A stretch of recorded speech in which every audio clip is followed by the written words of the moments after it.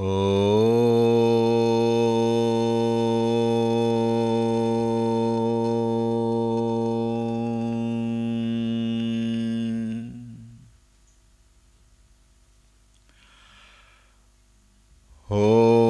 श्री गणेशाय नमः। ॐ श्री सरस्वत्यै नमः। ॐ श्री गुरुभ्यो नमः।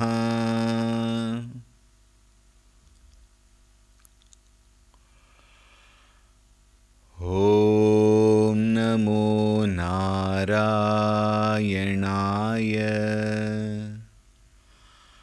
ॐ नमो नारायणाय।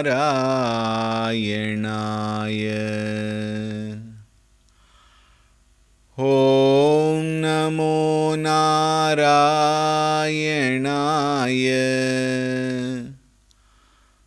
ॐ नमो नारायणाय।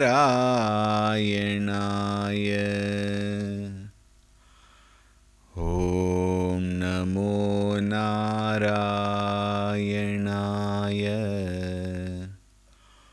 ॐ नमो नारायणाय।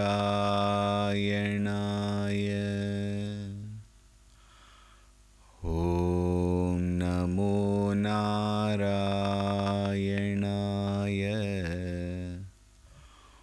ॐ नमो नारायणाय।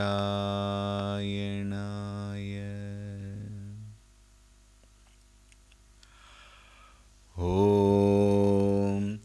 ऋतगं सत्यं परं ब्रह्म पुरुषं कृष्णपिङ्गलम् ऊर्ध्वरेतं विरूपाक्षं विश्वरूपाय वै नमो नमः। ॐ नारायणाय विद्महे वासुदेवाय धीमहि तन्नो विष्णुः प्रचोदयात्।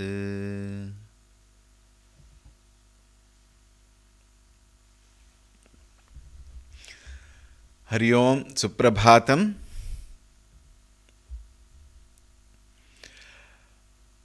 ॐ शुक्लाम्बरधरं विष्णुं शशिवर्णं चतुर्भुजं प्रसन्नवदनं ध्यायेत् सर्वविघ्नोपशान्तये।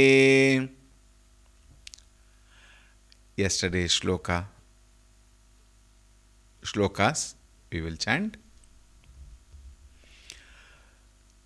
विस्तारस्थावरस्थाणुः प्रमाणं बीजमव्ययम् अर्थोऽनर्थो महाकोशो महाभोगो महाधनः अनिर्विण्णस्थविष्ठो भूर्धर्मयूपो महामखः नक्षत्रनेमिर्नक्षत्री क्षमः क्षामः समीहनः यज्ञ इज्यो महेज्यश्च क्रतुः सत्रं सताङ्गतिः सर्वदर्शी विमुक्तात्मा सर्वज्ञो ज्ञानमुत्तमम् सुव्रतः सुमुखः सूक्ष्मः सुघोषः सुखदः सुहृत् मनोहरोजितः क्रोधो वीरबाहुर्विदारणः स्वापनस्ववशो व्यापी नैकात्मा नैककर्मकृत् वत्सरो वत्सलो वत्सी रत्नगर्भो धनेश्वरः धर्मगुब्धर्मकृद्धर्मी सदसत्क्षरमक्षरम् अविज्ञाता सहस्रांशुर्विधाता कृतलक्षणः गभस्तिनेमिः सत्त्वस्थः सिंहो भूतमहेश्वरः आदिदेवो महादेवो देवेशो देवभृद्गुरुः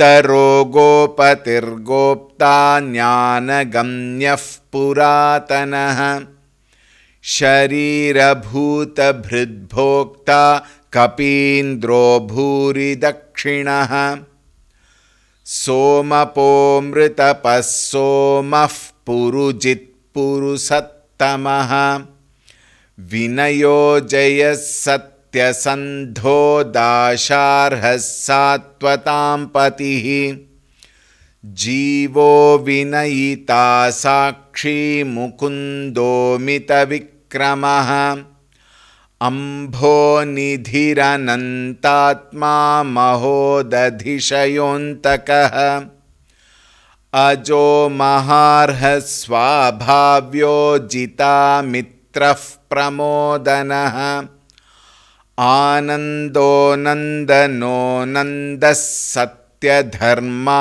त्रिविक्रमः महर्षिः कपिलाचार्यः कृतज्ञो मेदिनीपतिः त्रिपदस्त्रिदशाध्यक्षो महाशृङ्गः कृतान्तकृत् महावराहो गोविन्दः सुषेणः कनकाङ्गदी गुह्यो गभीरो गहनो गुप्तश्चक्रगदाधरः वेधास्वाङ्गोजितः कृष्णो दृढः सङ्कर्षणोच्युतः वरुणो वारुणो वृक्षः पुष्कराक्षो महामनाः भगवान् भगहानन्दी वनमाली हलायुधः आदित्यो ज्योतिरादित्यः सहिष्णुर्गतिसत्तमः. We completed till here. Continuing. Sudhanva खण्डपरशुः Sudhanva खण्डपरशुः Sudhanva खण्डपरशुः. In case you have forgotten, the first time I alone will chant, you will listen. Second and third times you please repeat. दारुणो द्रविणप्रदः दारुणो द्रविणप्रदः दारुणो द्रविणप्रदः सुधन्वा खण्डपरशुर्दारुणो द्रविणप्रदः दिवस्पृक् सर्वदृग्व्यासो दिवस्पृक् सर्वदृग्व्यासो दिवस्पृक् सर्वदृग्व्यासो वाचस्पतिरयो निजः वाचस्पतिरयो निजः वाचस्पतिरयो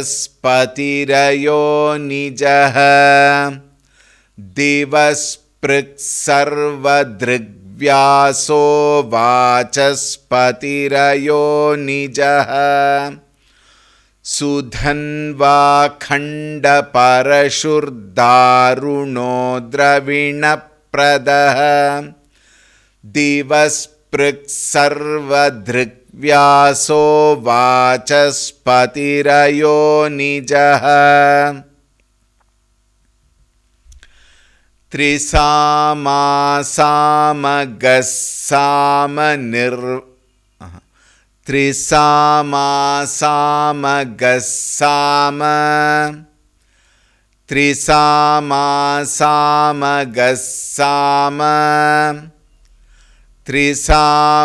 त्रिसामासामगस्साम निर्वाणं भेषजं भिषक् निर्वाणं भेषजं भिषक् निर्वाणं भेषजं भिषक् त्रिसामासामगस्साम निर्वाणं भेषजं भिषक्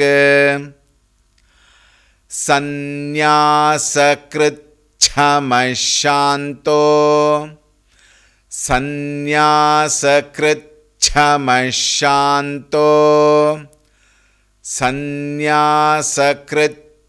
संन्यासकृच्छमशान्तो निष्ठाशान्तिः परायणम् निष्ठाशान्तिः परायणम् निष्ठाशान्तिः परायणम् संन्यासकृच्छमशान्तो निष्ठाशान्तिः परायणम् त्रिसामासामगस्साम निर्वाणं भेषजं भिषक् संन्यासकृच्छमशान्तो निष्ठाशान्तिः परायणम्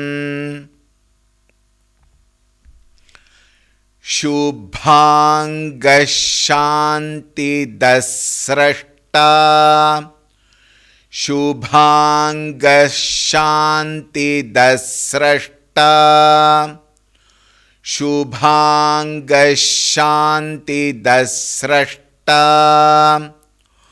कुमुदः कुवलेशयः कुमुदः कुवलेशयः कुमुदः कुवलेशयः शुभाङ्गशान्तिदस्रष्टा कुमुदः कुवलेशयः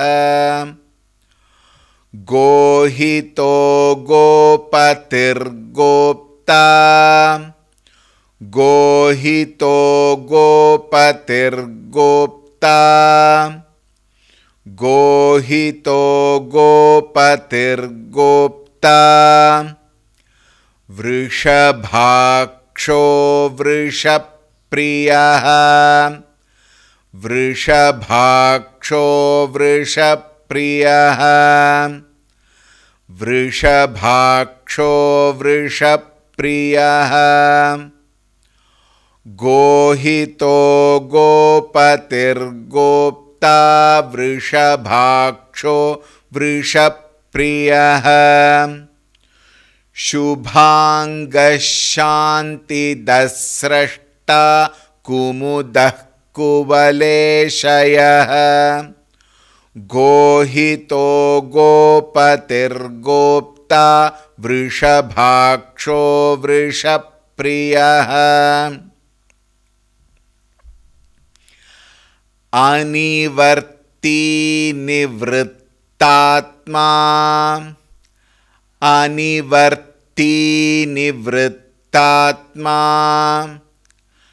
अनिवर्ती निवृत्तात्मा संक्षेप्ताक्षेमकृच्छिवः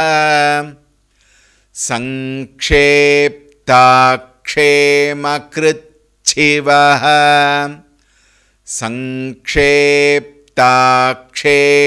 संक्षेप्ताक्षेमकृच्छिवः अनिवर्ती निवृत्तात्मा संक्षेप्ताक्षेमकृच्छिवः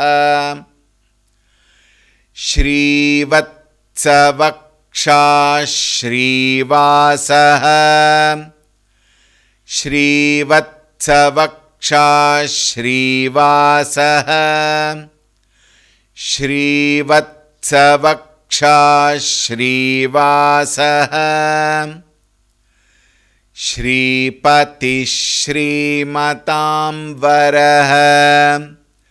श्रीपतिः श्रीमतांवरः श्रीपतिः श्रीमतांवरः श्रीवत्सवक्षा श्रीवास श्रीपति श्रीमतां वरः अनिवर्ती निवृत्तात्मा संक्षेप्ता क्षेमकृच्छिवः श्रीवत्सवक्षा श्रीवास श्रीपति श्रीमतां वरः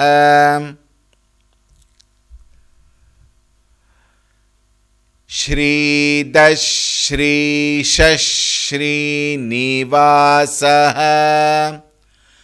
श्रीदश्रीश श्रीनिवासः श्रीदश्रीश श्रीनिवासः Srinidhi श्रीविभावनः Srinidhi श्रीविभावनः Srinidhi श्रीविभावनः. These are some of the shlokas where you don't get a chance for a break in between. In case you break in between, then the visarga has to be told completely. And then the chandas will go wrong when you chant it together. Therefore, these are shlokas which we have to a little take care, remember, take the proper breath and then chant together. All right. श्रीदश्रीश Srinivas Srinidhi श्रीविभावनः Sridhar Shrikar श्रेयः श्रीधर श्रीकर श्रेयः श्रीधर श्रीकर श्रेयः. Now here the next shabda. Shriman Lokatrayashrayah are the two nama. Two namas put together. Shriman, because of the sandhi, it becomes Shriman Loka. That, that nasal sound should come. Like, please be attentive.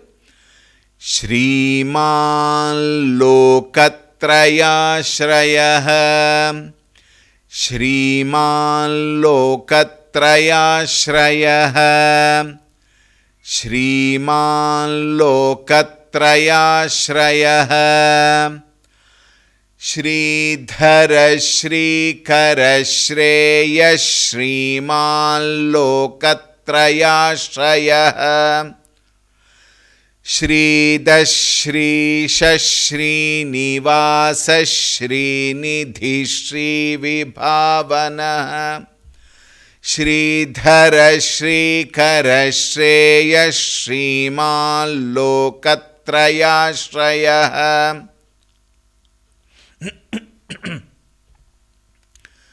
स्वक्षस्वङ्गशतानन्दो स्वक्षस्वङ्गशतानन्दो स्वक्षस्वङ्गशतानन्दो नन्दिर्ज्योतिर्गणेश्वरः. Remember, it is not Jyotir, it is Jyotir. नन्दिर्ज्योतिर्गणेश्वरः नन्दिर्ज्योतिर्गणेश्वरः नन्दिर्ज्योतिर्गणेश्वरः स्वक्षस्वङ्गशतानन्दो नन्दिर्ज्योतिर्गणेश्वरः विजितात्मा विधेयात्मा विजितात्मा विधेयात्मा विजितात्मा विधेयात्मा सत्कीर्तिश्छिन्नसंशयः सत्कीर्तिश्छिन्नसंशयः सत्कीर्तिश्छिन्नसंशयः विजितात्मा विधेयात्मा सत्कीर्तिश्छिन्नसंशयः स्वक्षस्वङ्गशतानन्दो नन्दिर्ज्योतिर्गणेश्वरः विजितात्मा विधेयात्मा सत्कीर्तिश्छिन्नसंशयः. Somebody mentioned yesterday, they said, Swamiji, the chanting is so good, but can you make it little faster? The reason is because that person already knew Vishnu Sahasranama. So people who already know Vishnu Sahasranama might feel that I am going very slow. Point number 1, people who don't know must learn correctly. Point number 2, people who know must be more careful to correct their mistakes. Therefore, I am going slow. All right. Continuing.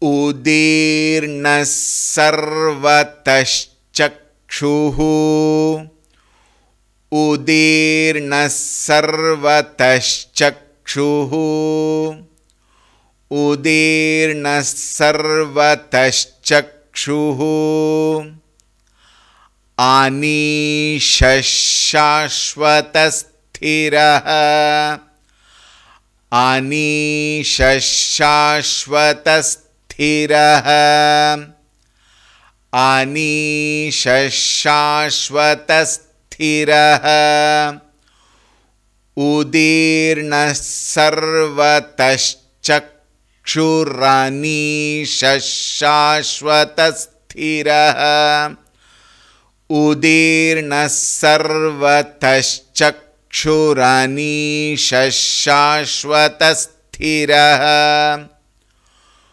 Bhushayo bhushano bhutihi Bhushayo bhushano bhutihi Bhushayo bhushano bhutihi Vishokashokanaşanaha Vishokashokanaşanaha Vishokashokanaşanaha Bhushayo bhushano bhutir Vishokashokanaşanaha Udirna sarvatashchakshuranisashashvatasthiraha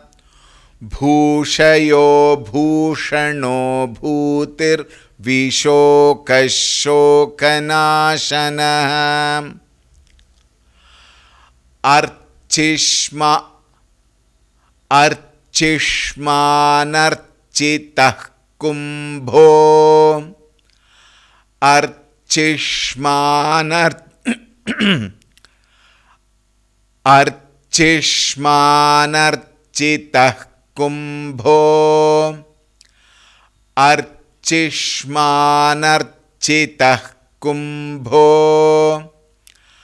Archishmanarchitah kumbho Vishuddhatma Vishodhanaha Vishuddhatma Vishodhanaha Vishuddhatma Vishodhanaha Archishmanarchitah kumbho विशुद्धात्मा विशोधनः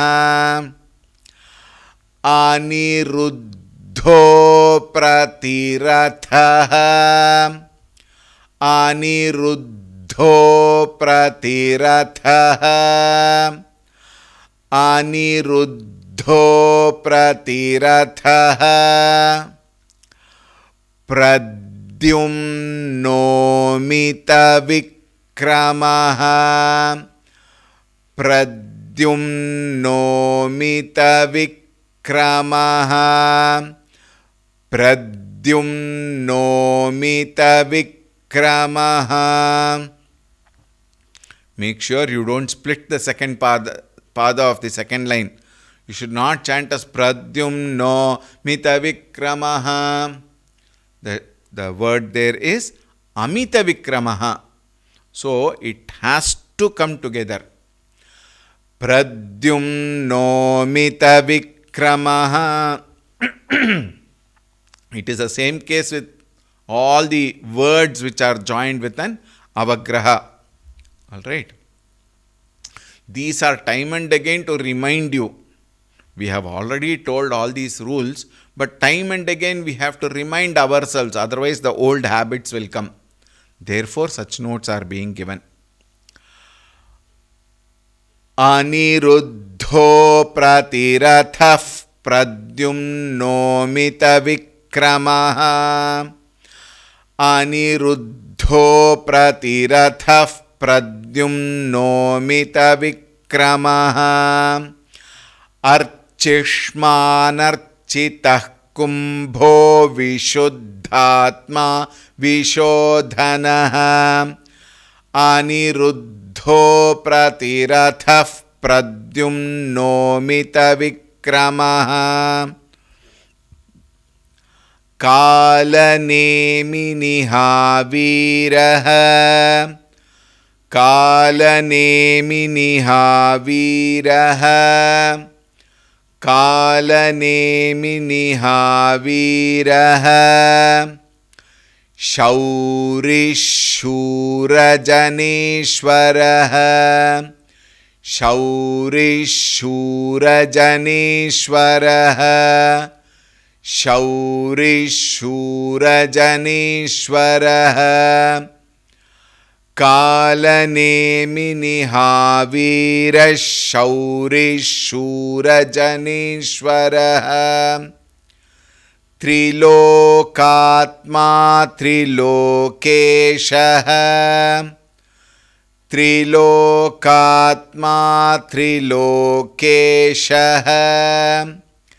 Trilokatma trilokeshaha. Keshavah keshiha harihi. Keshavah keshiha harihi. Keshavah keshiha harihi. Trilokatma trilokeshah keshavah keshiha harihi. Kalanemiha vira shaurishurajaneshwaraha. Trilokatma trilokeshah keshavah keshiha harihi. Kamadevah kamapalaha. Kamadevah kamapalaha. Kamadevah kamapalaha. Kami kantah kritagamaha. Kami kantah kritagamaha. Kami kantah kritagamaha. Kamadevah kamapalah kami kantah kritagamaha. अनिर्देश्य वपुर्विष्णुः अनिर्देश्य वपुर्विष्णुः अनिर्देश्य वपुर्विष्णुः वीरोऽनन्तो धनञ्जयः वीरोऽनन्तो धनञ्जयः वीरोऽनन्तो धनञ्जयः अनिर्देश्य वपुर्विष्णुर्वीरोऽनन्तो धनञ्जयः कामदेवः कामपालः कामी कान्तः कृतागमः अनिर्देश्य वपुर्विष्णुर्वीरोऽनन्तो धनञ्जयः ब्रह्मण्यो ब्रह्मकृद्ब्रह्मा ब्रह्मण्यो ब्रह्मकृद्ब्रह्मा ब्रह्मण्यो ब्रह्मकृद्ब्रह्मा ब्रह्म ब्रह्मविवर्धनः ब्रह्म ब्रह्मविवर्धनः ब्रह्म ब्रह्मविवर्धनः ब्रह्मण्यो ब्रह्मकृद्ब्रह्मा ब्रह्म ब्रह्मविवर्धनः. Remember, Brahma, the next is Brahma. It should not sound the same. Alright. The first Brahma is Chaturmukha Brahma. The next Brahma is the Supreme Reality, Paramatma Tattva Brahma. Alright. Brahmanyo Brahmakrit Brahma Brahma Brahma Vivardhana Brahmavid Brahmano Brahmi Brahmavid Brahmano Brahmi Brahmavid Brahmano Brahmi Brahmagno Brahmana Priyaha Brahmagno Brahmana Priyaha Brahmagno Brahmana Priyaha Brahmavid Brahmano Brahmi Brahmagno Brahmana Priyaha Brahmanyo Brahmakrit Brahma Brahma Brahma Vivardhana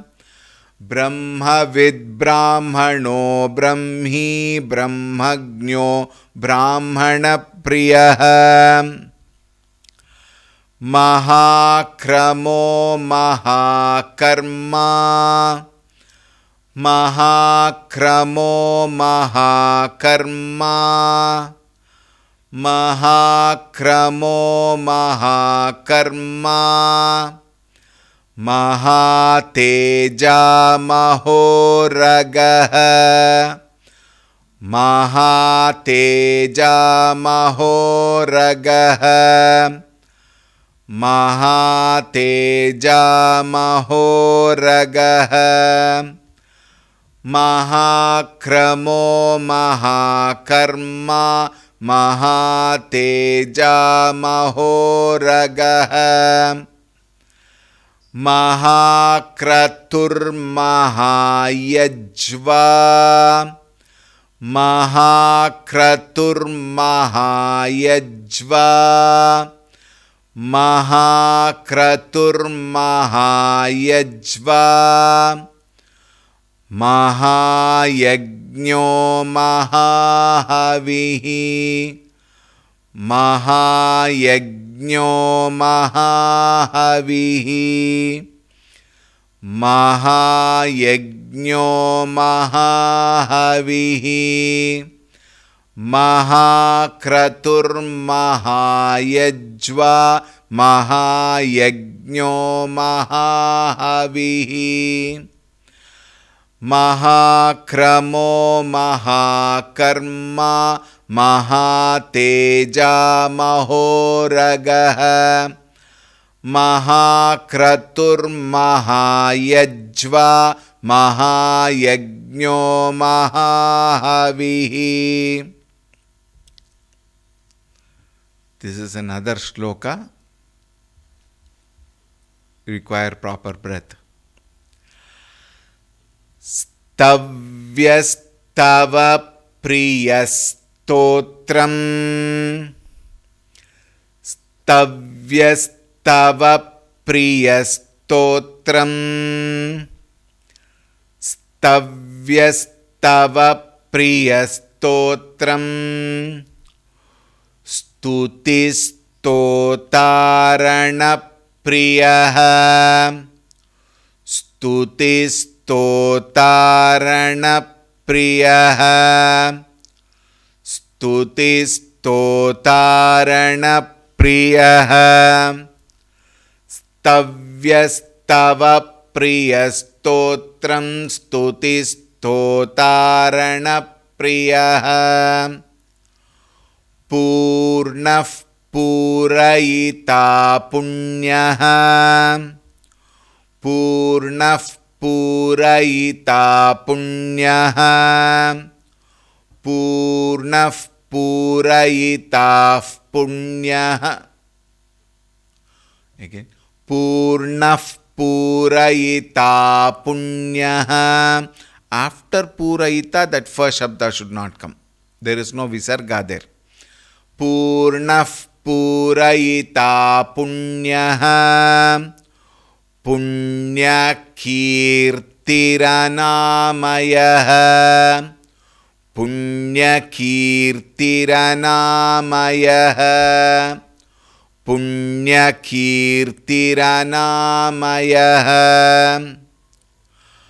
Purnah Purayita punyah Punyakirtiramayah Purnah Purayita punyah Punyakirtiramayah Stavyastava priyastotram Stutistotarana priyah Purnah Purayita punyah Punyakirtiramayah Manojavastirthakaro Manojavastirthakaro Manojavastirthakaro Vasureta Vasupradah Vasureta Vasupradah Vasureta Vasupradah Manojavastirthakaro Vasureta Vasupradah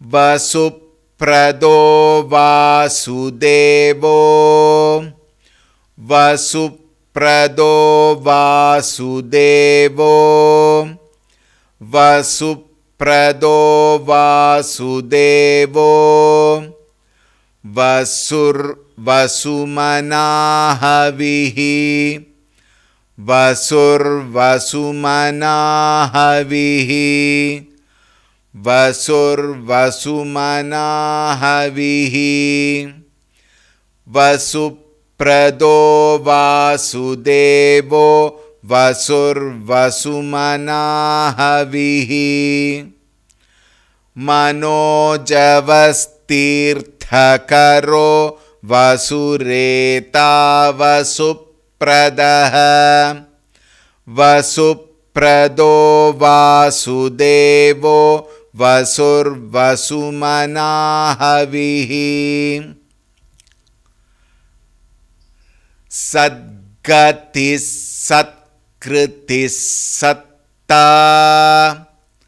सद्गति सत्कृति सत्ता सद्गति सत्कृति सत्ता.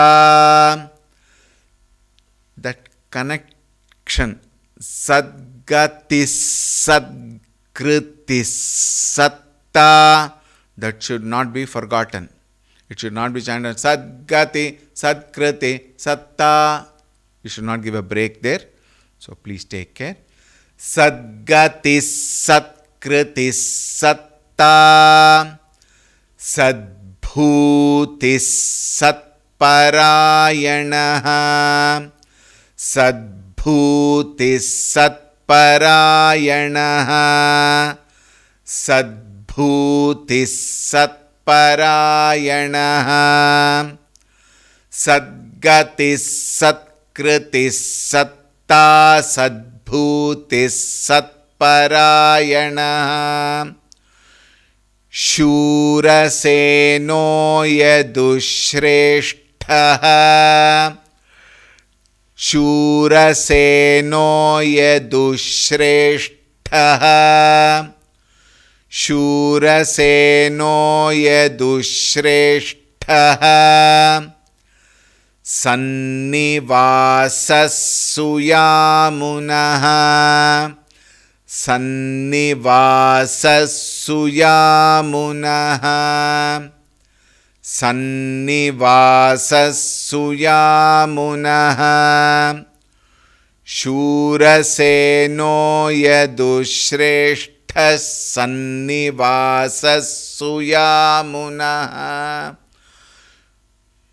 सद्गति सत्कृति सत्ता सद्भूति सत्परायणः शूरसेनो यदुश्रेष्ठः सन्निवासस्सुयामुनः. In the first line, after satta, that stress should not be there. There is no visarga there. So satta, sadbhuti. Whereas all other places where visarga is there, it should be properly connected. We have completed our 15 shlokas for today. We will chant them together. Sudhanva Khandaparashuhu 61.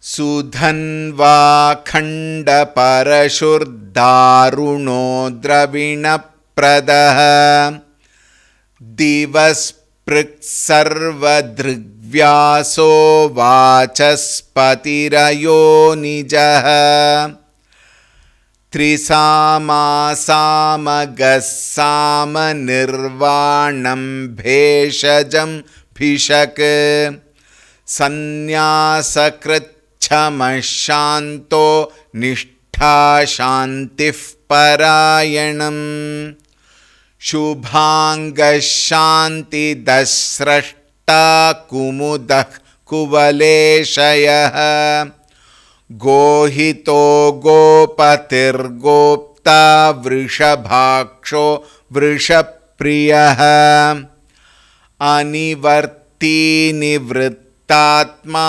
Sanksheptakshemakritshivaha Shrivatsavaksha Shrivasa Shripati Shrimatam Varaha Shridashrisha Srinivasa Srinidhi Shrivibhavanaha Shridhara Shrikara Shreya Shriman Lokatrayashrayah Swakshaswangashatanando Nandirjyotirganishwarah Vijitatma Vidheyatma Satkirtischinna Samshayah Udirna Sarvataschakshuranisha Shashvatasthiraha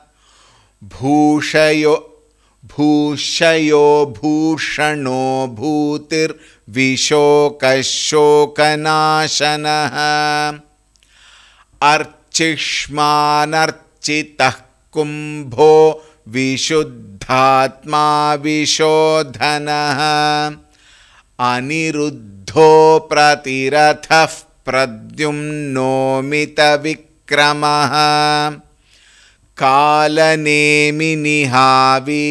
शौरिशूरजनेश्वरः त्रिलोकात्मा त्रिलोकेशः केशवः केशिहा हरिः कामदेवः कामपालः कामी कान्तः कृतागमः अनिर्देश्यवपुर्विष्णुर्वीरोऽनन्तो धनञ्जयः ब्रह्मण्यो ब्रह्मकृद्ब्रह्मा ब्रह्म ब्रह्मविवर्धनः ब्रह्मविद्ब्राह्मणो ब्रह्मी ब्रह्मज्ञो ब्राह्मणप्रियः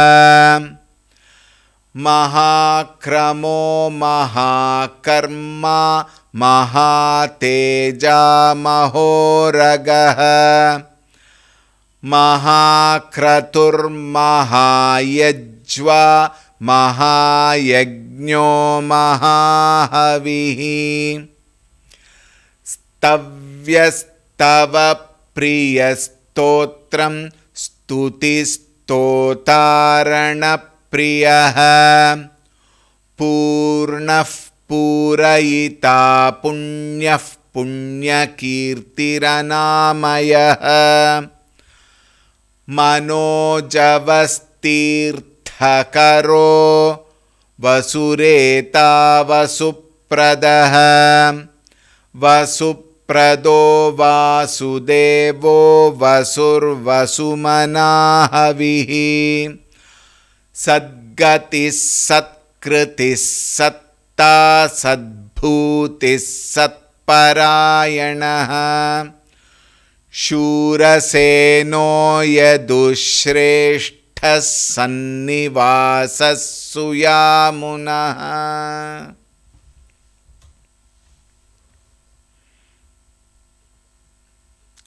One homework today.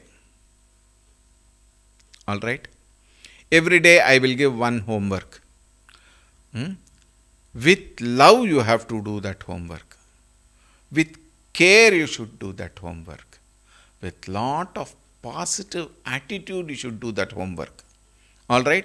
And that homework will take not more than 3.5 minutes. What is that? On your Facebook and on your WhatsApp, this poster, now here it is horizontal, but what is posted there is a vertical poster. Both are the same information. Vertical poster is easier to view in the mobile. Therefore, we have posted vertical poster. Here, this gives a better clear picture. Therefore, here I have posted horizontal picture.